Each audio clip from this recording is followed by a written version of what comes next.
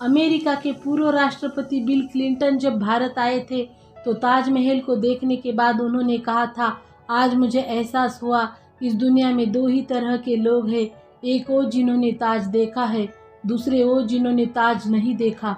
होंगी इस दुनिया में एक से बढ़कर एक खूबसूरत इमारतें, लेकिन ताज जैसी कोई नहीं, क्योंकि इसकी बुनियाद में एक बादशाह ने अपना दिल रखा है। आज इस वीडियो को आखिर तक ज़रूर देखना। आप ताजमहल के बारे में 22 ऐसी बातें जानोगे जो शायद ही आपने पहले कभी सुनी होंगी। नंबर 22, हजारों टूरिस्ट जो ताजमहल देखने आते हैं वो ये नहीं जानते कि जो वो सामने देख रहे हैं वो ताजमहल का पिछला हिस्सा है। दरअसल जो शाही दरवाज़ा है वो नदी के किनारे दूसरी तरफ है। आज ज़्यादातर टूरिस्ट ताज को वैसा नहीं देख पाते जैसा कि शाहजहां चाहते थे। मुगल काल में ताज तक पहुंचने के लिए नदी ही मुख्य रास्ता थी। ये एक तरह का हाईवे था। बादशाह और उनके शाही मेहमान नाव में बैठकर आते थे। नदी के किनारे एक चबूतरा हुआ करता था। नदी बढ़ती गई और वो बहुत पहले ही नष्ट हो गया। बादशाह और उनके मेहमान उसी चबूतरे से ताज आया करते थे। नंबर 21, ये कहा जाता रहा है कि शाहजहां ने ताजमहल बनाने वाले मजदूरों के हाथ कटवा दिए थे, लेकिन ये बात एक अफवाह जैसी लगती है क्योंकि इस बात का कोई प्रमाण मौजूद नहीं है। बहुत से इतिहासकारों का मानना है कि शाहजहां ने मजदूरों और कारीगरों को जिंदगी भर की पगार देकर उनसे एक करारनामा लिखवाया था कि वो ऐसी कोई दूसरी इमारत नहीं बनाएंगे। नंबर 20, ताजमहल की जो 4 मीनारें हैं ये बिल्कुल सीधी नहीं खड़ी है, बल्कि चारों बाहर की ओर हल्की झुकी हुई है और इन्हें ऐसा ही बनाया गया था ताकि भूकंप जैसे आपदा आने पर अगर ये गिरे भी तो बाहर की ओर गिरे और मुख्य मकबरे को कोई नुकसान ना पहुंचे। नंबर 19, कुतुब मीनार भारत की सबसे ऊंची मीनार है, लेकिन शायद आपको जानकर हैरानी होगी ताजमहल की ऊंचाई कुतुब मीनार से भी ज़्यादा है। ताजमहल 73 मीटर ऊंचा है, जबकि कुतुब मीनार की ऊंचाई 72.5 मीटर है। नंबर 18, दुनिया में जितनी भी ऐतिहासिक इमारतें मौजूद है उनमें से सबसे सुंदर कैलीग्राफी ताज पर हुई है। जैसे ही आप ताज के बड़े दरवाजे से अंदर जाते हो, दरवाजे पर लिखा है, सुलेखा आपका स्वागत करता है। हे आत्मा, तू ईश्वर के पास विश्राम कर, ईश्वर के पास शांति के साथ रहे और उसकी परम शांति तुझ पर बरसे। ये कैलीग्राफी थुलुत लिपि में है। इस कैलीग्राफी को डिजाइन करने वाले का नाम अब्दुल हक था, जिसे ईरान से बुलाया गया था। शाहजहां ने उसकी चकाचौंध कर देने वाली कला को देखते हुए उसे अमानत खान नाम दिया, उपाधि के तौर पर। नंबर 17, जिस वक्त शाहजहां बादशाह बने वो मुगल सल्तनत का सबसे सुनहरा दौर था, या यूं कहे शाहजहां का जमाना मुगल हुकूमत की बसंत जैसा था। चारों तरफ अमन और खुशहाली थी। प्रजा के लिए बादशाह का हुक्म ही सबसे ऊंचा होता था। शाहजहां के बादशाहत में लड़ाइयाँ नहीं होती थी। वो जबरदस्त शान और शौकत, ऐशो इशरत का दौर था। बादशाह को बड़ी बड़ी इमारतें बनवाने का शौक था।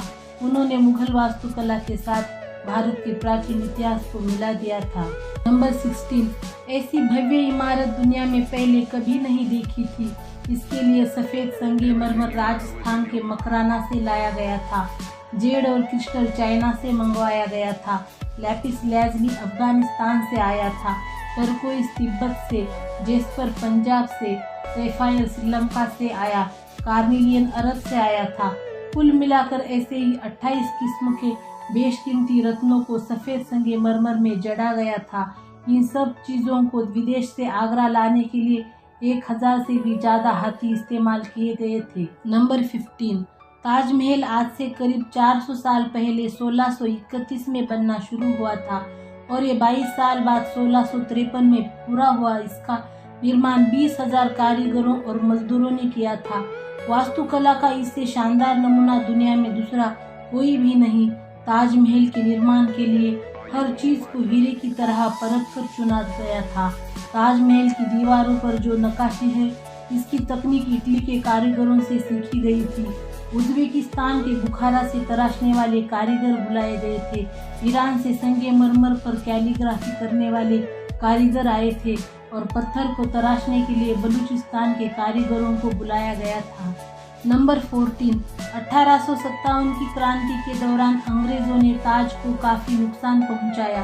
उन्होंने लैपिस लाजुली जैसे कई बेशकीमती रत्नों को ताजमहल की दीवारों से खोदकर निकाल लिया था।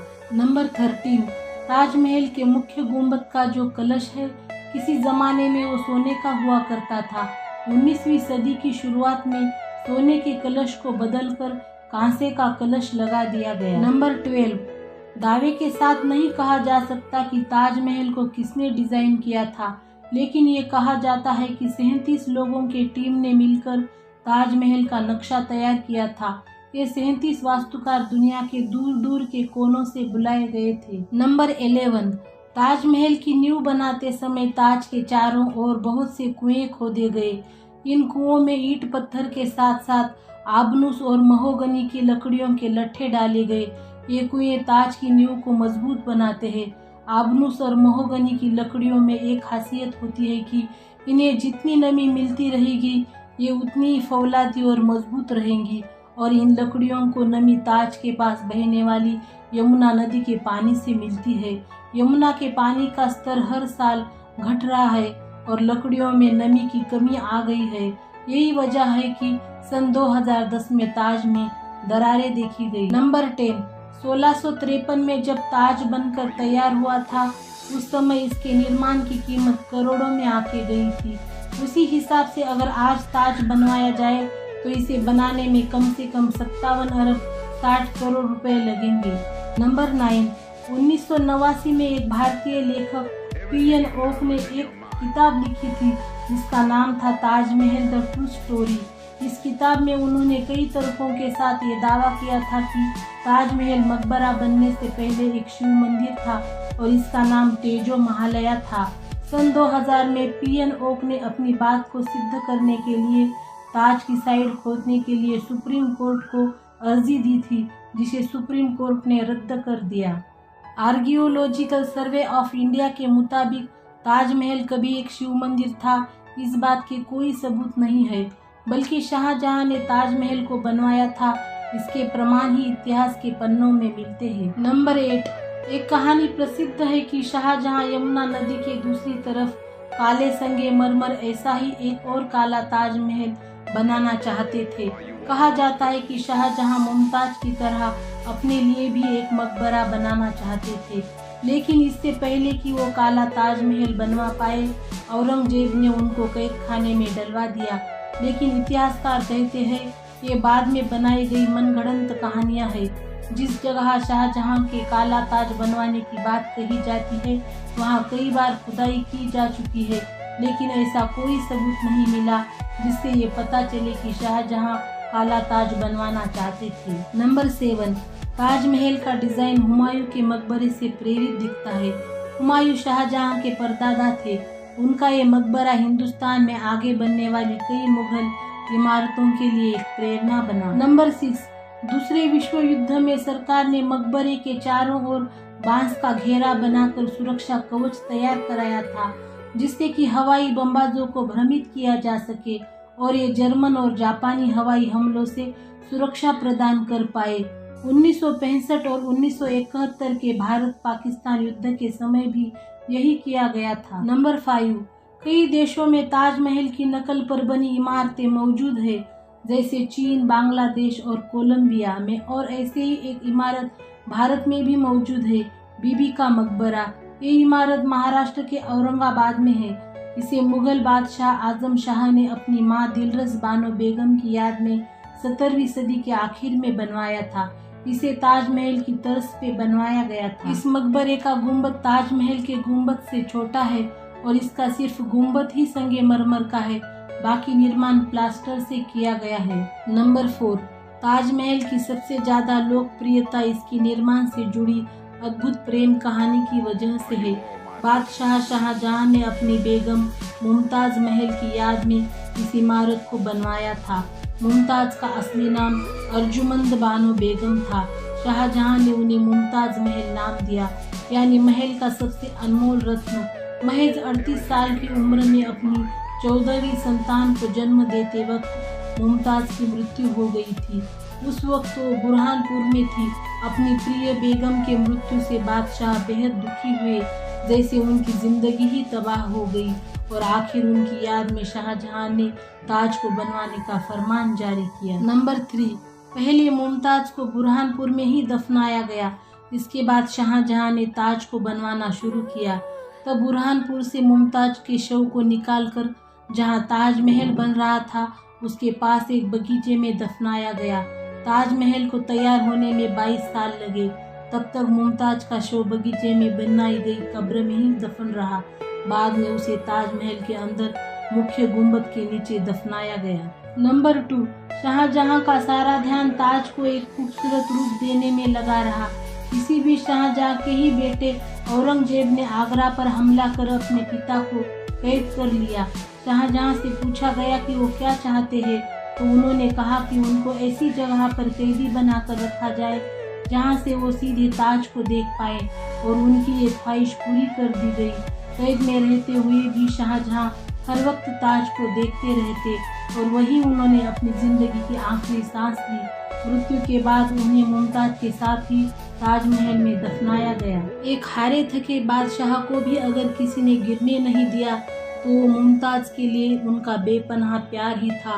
जिस लगन से प्यार की ये अनोखी निशानी बनकर तैयार हुई, उसकी मिसाल आज पूरी दुनिया के सामने है। नंबर 1, कवि रविंद्रनाथ टैगोर ने ताजमहल के बारे में लिखा है, वक्त के गाल पर एक आंसू हमेशा हमेशा के लिए।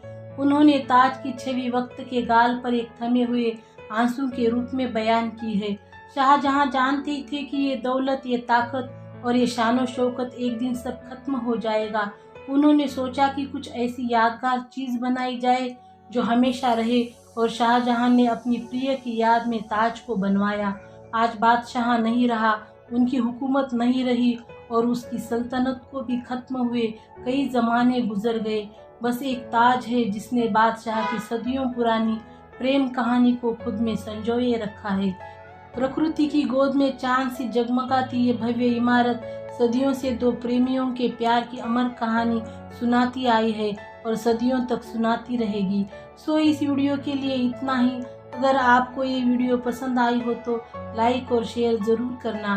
ताजमहल के बारे में या इस वीडियो के बारे में आपकी जो भी राय हो कमेंट में बताइएगा। और अगर आप हिस्ट्री और फिलोसॉफी से जुड़ी ऐसे ही अमेजिंग वीडियोस देखना चाहते हो तो चैनल को सब्सक्राइब करके घंटी को दबा देना।